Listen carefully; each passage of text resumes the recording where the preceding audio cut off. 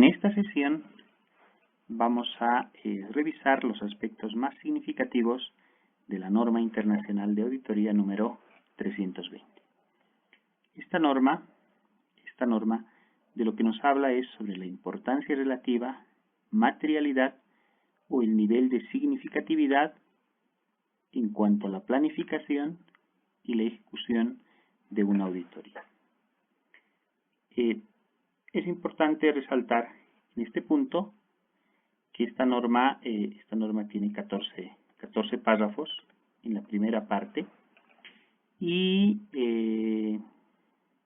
como en las anteriores normas, y esta no puede ser una excepción, que la NIA 320 debe leerse e interpretarse siempre en forma conjunta con lo establecido en la NIA número 200, ¿no? Ese es un aspecto que se resalta en esta norma. Veamos qué es lo que establece el párrafo 1 de esta norma respecto al alcance de este estándar internacional de auditoría. Esta norma va a tratar principalmente de cómo es que va a ser la responsabilidad que tiene el auditor para aplicar el concepto adecuado de importancia relativa o nivel de significatividad en el transcurso de la auditoría, iniciando por la planificación y ejecución de una auditoría, siempre, en este caso, hacia los estados financieros. De lo que nos habla, obviamente, es cómo es que vamos a aplicar el nivel de materialidad o cuál va a ser nuestro umbral de materialidad o cómo vamos a determinar este umbral o desde qué punto o qué criterios tenemos que revisar para que sea errores u omisiones y las mismas sean consideradas materiales a nivel de los estados financieros. De eso es lo que principalmente trata esta norma internacional.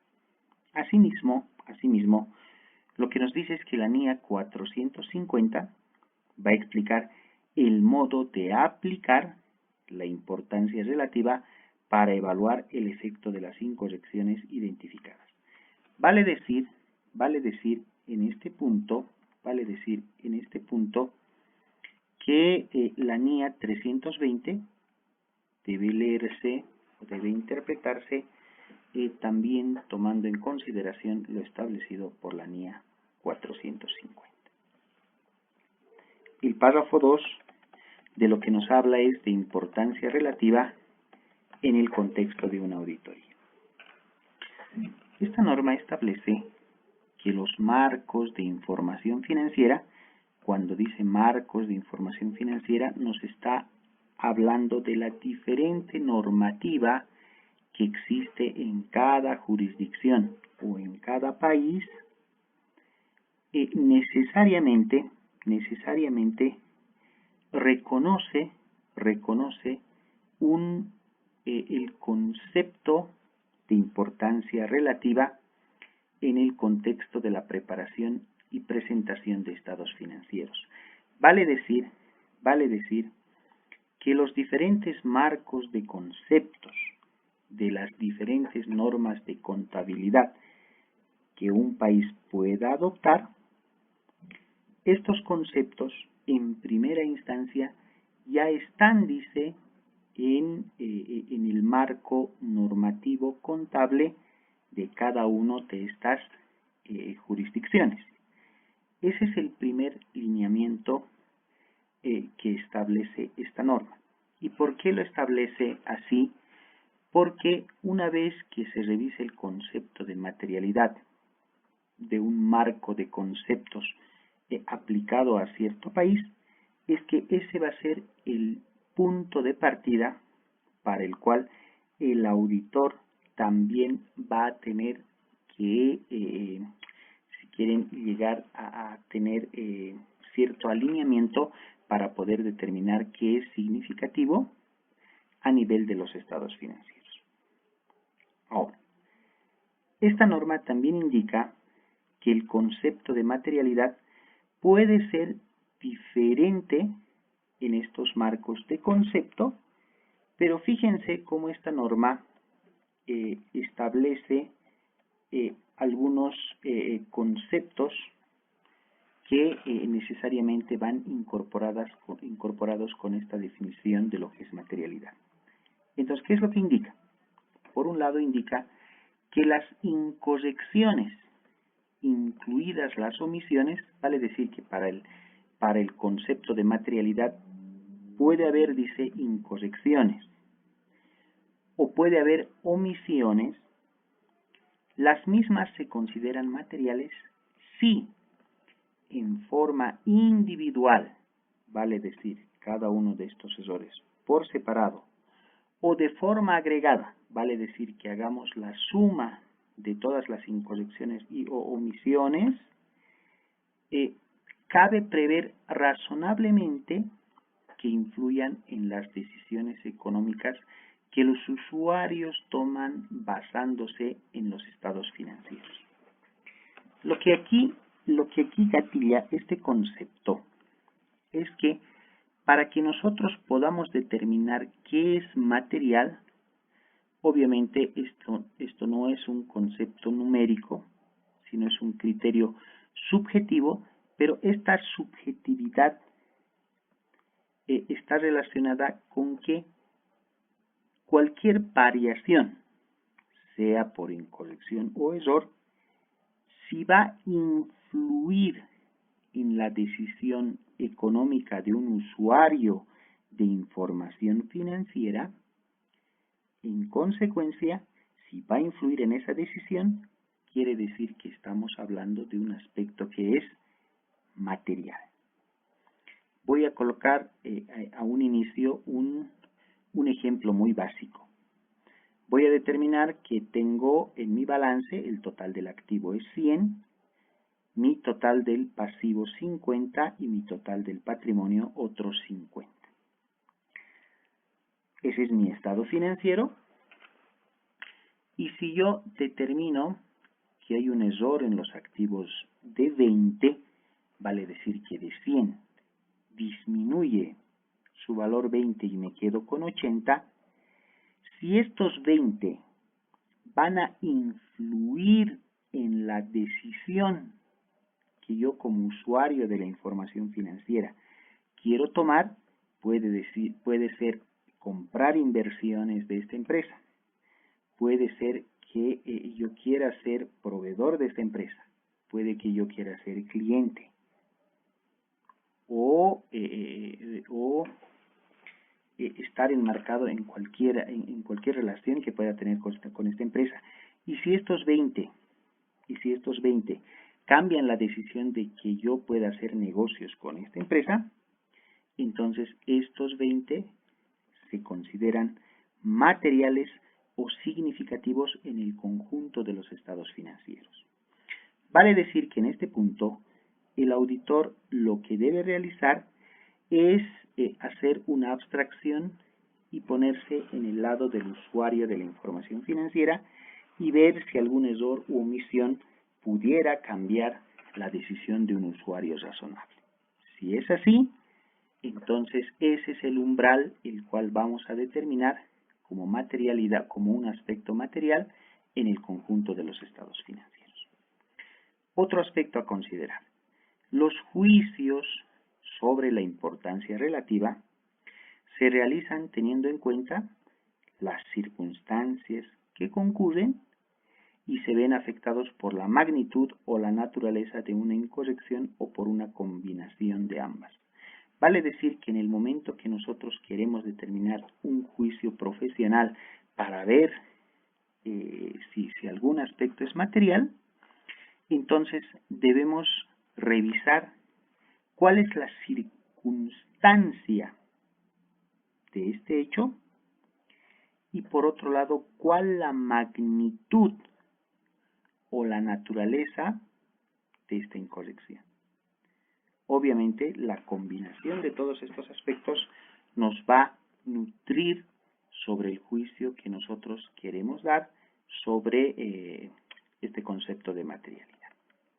¿Qué más nos dice el la tercera parte del párrafo 2?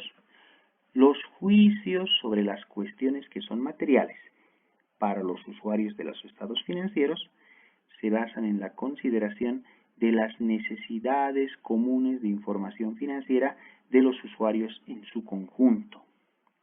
Esta interpretación bien podría entenderse como que el término de materialidad se entiende para estados financieros de propósito general y para usuarios que no requieran información sumamente específica de una entidad, sino que sean usuarios que tengan necesidades comunes. Ese es el contexto en el cual también se debe interpretar el concepto de materialidad. Muy bien. ¿Qué es lo que nos dice el párrafo 3? El párrafo 3 nos indica: dichas indicaciones, si están presentes en el marco de información financiera, proporcionan al auditor un marco de referencia para determinar la importancia relativa a efectos del auditoría. Nuevamente en este párrafo 3, lo que la norma internacional de auditoría nos recomienda es que primero revisemos el criterio de materialidad de acuerdo al marco de conceptos, de acuerdo a la normativa contable de un país o de una jurisdicción de donde se preparen los estados financieros, y teniendo en cuenta ese marco de conceptos es que recién vamos a aterrizar esas ideas para poder determinar cuál va a ser la importancia relativa a efectos de la auditoría que estamos realizando. Esta norma también nos indica que si el marco de información no incluyese una indicación sobre el concepto de importancia relativa, las tres características mencionadas en el apartado 2 anterior de esta norma proporcionan al auditor dicho marco de referencia. Vale decir que si en un marco de conceptos no encontramos, o un país o en una jurisdicción no se ha podido determinar claramente el concepto de materialidad, en consecuencia directamente nos dice usted como auditor deberá revisar los 3 incisos del párrafo 2 o apartado 2 de esta norma, y en base a lo que indica estas características es que se determinará la materialidad o importancia relativa. El párrafo 4 lo que nos indica es: la determinación por el auditor de la importancia relativa viene dado por el ejercicio de su juicio profesional, y de aquí la idea de hacer siempre la lectura conjunta con la NIA 200, donde ahí claramente nos menciona los 3 elementos que están asociados para el juicio profesional, que obviamente ya lo revisamos en el momento en que analizamos la NIA 200. En ese contexto es razonable que el auditor asuma que los usuarios dicen, ¿no? Entonces, cuando en el apartado 2 lo que nos dice es que la materialidad, o sea, cuando un aspecto es material, cuando va a cambiar la decisión un usuario, entonces en este párrafo 4 lo que quiere decir es: pero ¿cómo es que vamos a entender esta palabra usuario de los estados financieros? ¿No? Para poder enmarcarnos, y si quieren, para que el auditor pueda hacer una abstracción y sentarse del lado de los usuarios. 4 aspectos fundamentales que se debe considerar. Por un lado, un usuario razonable tiene un conocimiento razonable de la actividad económica. Vale decir que en el momento en que va a leer un estado financiero, este usuario tiene que conocer dónde se desenvuelve la empresa, bajo qué industria, bajo qué condiciones, bajo qué normativa. Obviamente un conocimiento razonable. No nos está diciendo que este usuario tiene que ser un experto, no, sino que tiene que tener cierto conocimiento de la actividad económica y empresarial, así como también de la contabilidad. Vale decir que un usuario razonable necesariamente tiene que conocer mínimamente los conceptos básicos de lo que es contabilidad, con lo que se entiende que deberá de conocer cuáles son los elementos de los estados financieros, conocer cuáles son las definiciones de los estados de los elementos de los estados financieros, los criterios de reconocimiento, los criterios de medición y los criterios de presentación, enmarcados siempre en qué es lo que establece la normativa contable de esta jurisdicción. Y obviamente para que sea usuario razonable, y están, dice, dispuestos a analizar la información de los estados financieros con una diligencia razonable. Cuando nos habla el término a analizar, lo que está diciendo es que no es un usuario que simplemente va a hacer una lectura, sino que va a utilizar cierto criterio o cierto análisis técnico en la mirada que le va a hacer a un estado financiero. Y obviamente este análisis que va a realizar tiene que realizarse en forma diligente. Esa es la primera condición que nos establece para un usuario razonable. Otro aspecto. Dice, comprenden que los estados financieros se preparan, se presentan y se auditan teniendo en cuenta niveles de importancia relativa. No nos olvidemos que los estados financieros, en la mayoría de los marcos conceptuales de cada país, es que necesariamente se utiliza un criterio de importancia relativa, donde nos dice que si existiesen errores u omisiones que no van a afectar el conjunto de los estados financieros, es que ese error o es que esta variación, diferencia, no es significativa. Entonces, eso es lo que revisamos en el momento de la preparación de estados financieros. Segundo, en el momento en que nosotros presentamos en la carátula de los estados financieros o en las notas, también tomamos en cuenta este criterio de materialidad para ver qué es lo que realmente es material o importante en la preparación de los estados financieros. Y finalmente, no nos olvidemos que en la auditoría, cuando damos una seguridad positiva, es que nosotros damos una certeza o una seguridad razonable de que los estados financieros están presentados de acuerdo a un marco de conceptos aplicable en un país.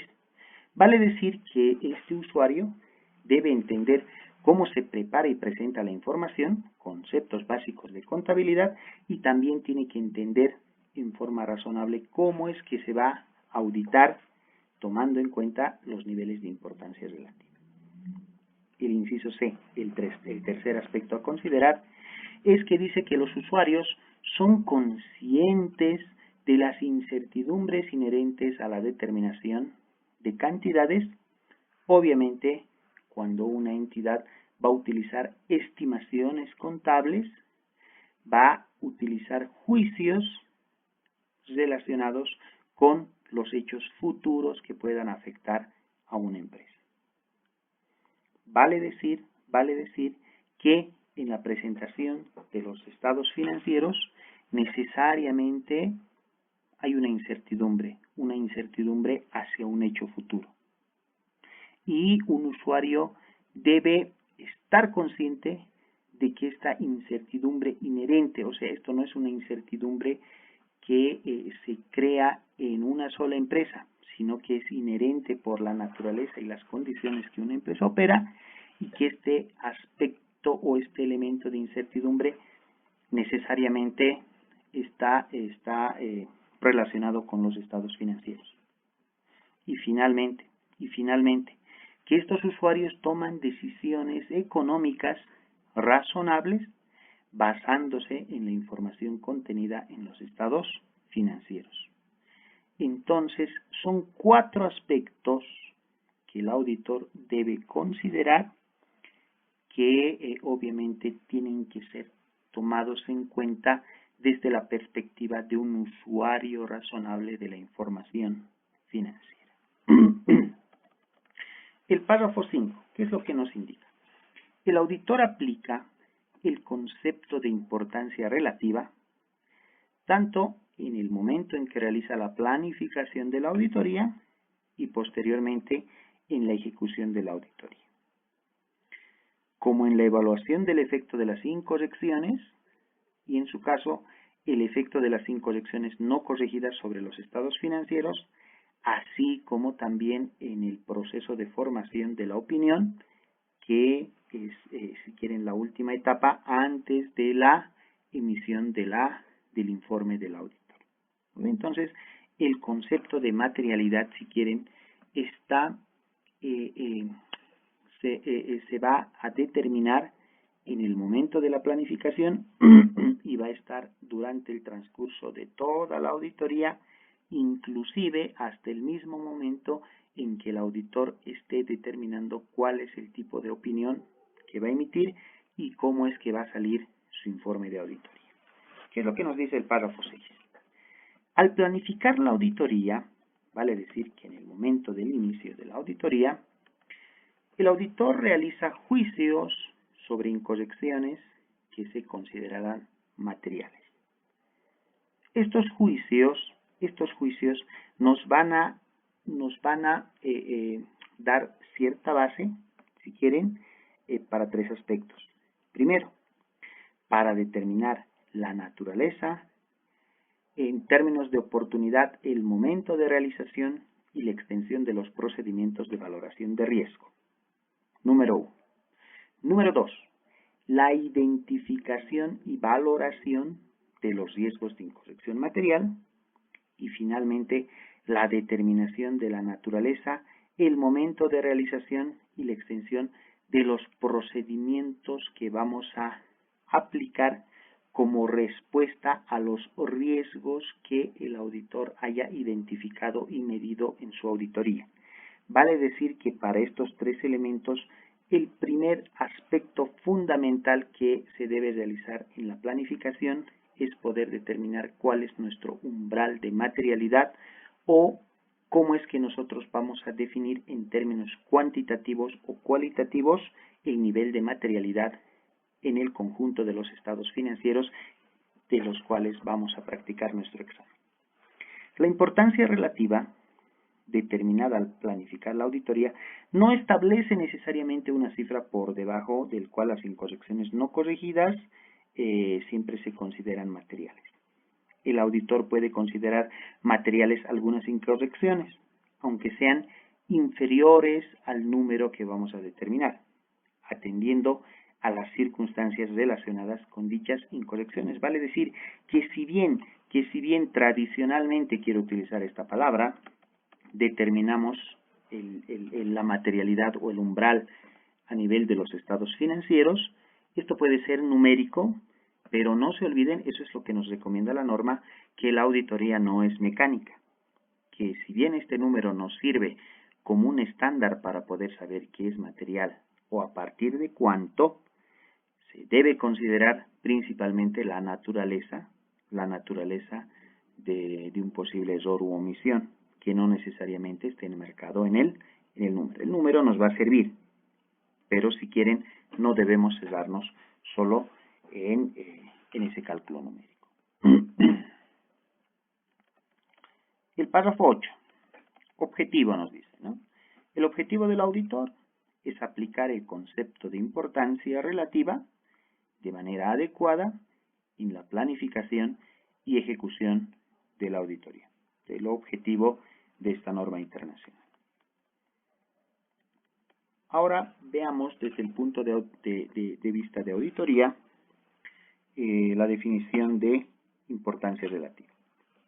Esta NIA, a efectos de esta NIA, la importancia relativa o materialidad para la ejecución del trabajo se refiere a la cifra o cifras determinadas por el auditor por debajo del nivel de la importancia relativa establecida para los estados financieros en su conjunto.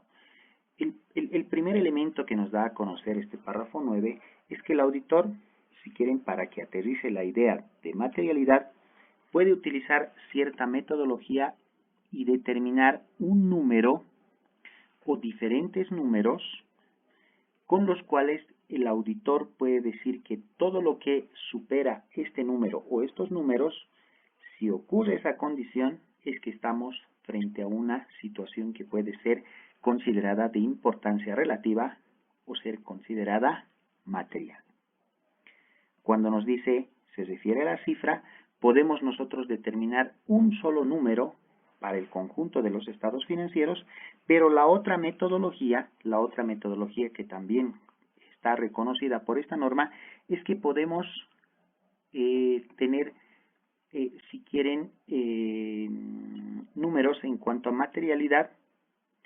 Cuando nos dice cifras, es que podemos tener diferentes umbrales, si quieren, por cada elemento de los estados financieros que vamos a auditar, por cada ciclo de transacción, o si quieren, por cada unidad de negocio que tenga una empresa.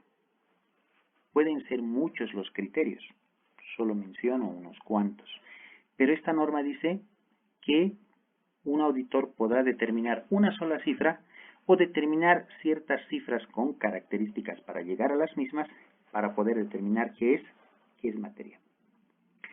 Al objeto de reducir a un nivel adecuadamente bajo la probabilidad de que la suma de las incorrecciones no corregidas o no detectadas superen la importancia relativa determinada para los estados financieros en su conjunto.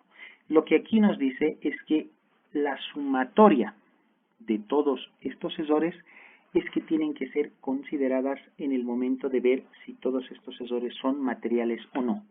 No nos está diciendo que empecemos a revisar solo un hallazgo o dos, sino que se hará una evaluación de todos los hallazgos que se pudiera encontrar en la auditoría. El párrafo 10 sobre requerimiento. ¿Qué es lo que nos dice? Nos habla sobre la determinación de la importancia relativa para los estados financieros y para la ejecución del trabajo en el momento de la planificación. Sabemos que en el momento en que nosotros estamos realizando la planificación, llegamos a un punto donde vamos a establecer y ahora cuál va a ser la estrategia global de nuestra auditoría.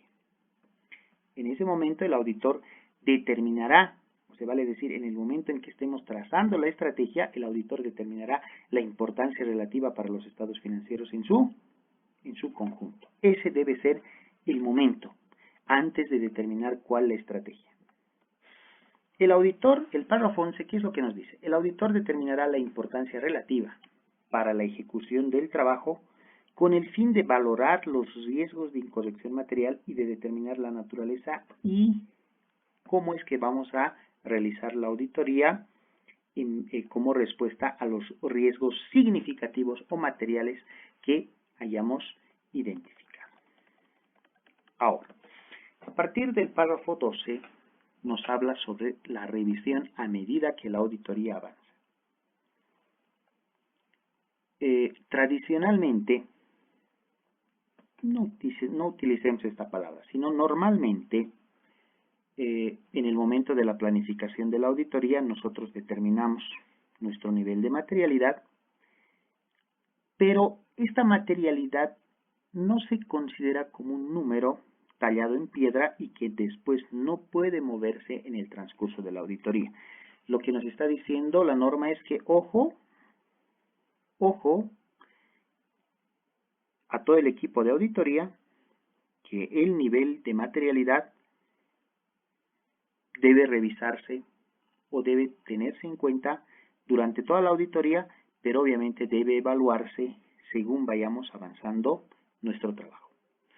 En ese entendido, el párrafo 12 dice que el auditor revisará la importancia relativa para los estados financieros en su conjunto y en este caso el nivel de los niveles de importancia relativa que pueden ser determinados para tipos de transacciones concretas, saldos o información a revelar.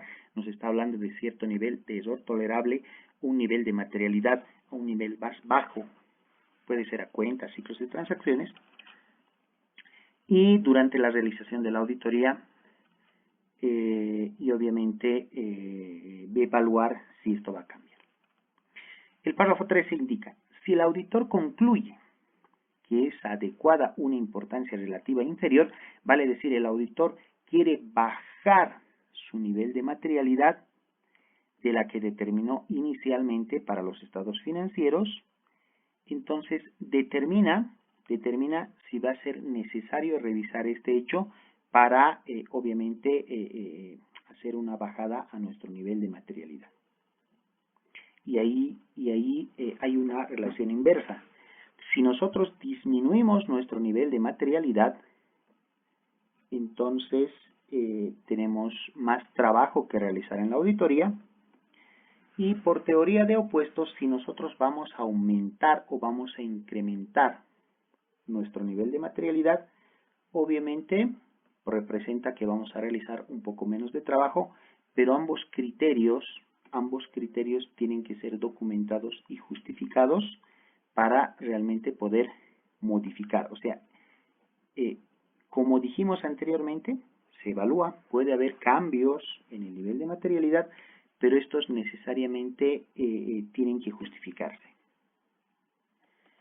El párrafo 14 sobre documentación, ¿qué es lo que nos dice?